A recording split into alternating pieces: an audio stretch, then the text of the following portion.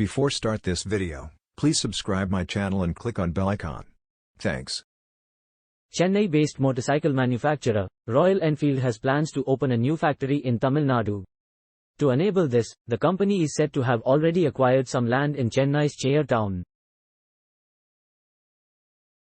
The new factory will help the manufacturer increase its production capacity as well as incorporate high-scale production of upcoming models. This is done in order to expand its product portfolio as well as diversify into electric vehicles.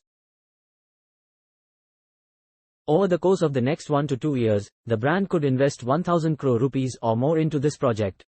Why? Royal Enfield has been continuously working on new models which are seen undergoing road testing rounds multiple times. This shows that the bike maker is planning on a rapid expansion of its product portfolio in the coming 2 to 3 years.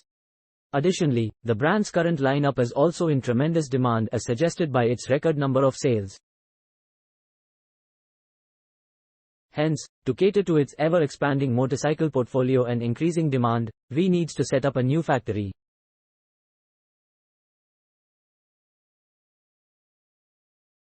The corporation has also begun work at the Cheyyar plot to enable a smooth transition to EVs once the models are created and ready for launch.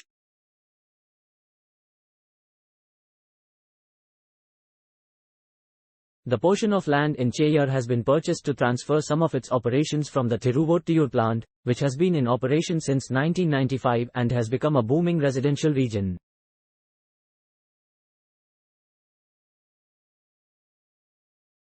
The factory will be opening and begin production operations post-2025.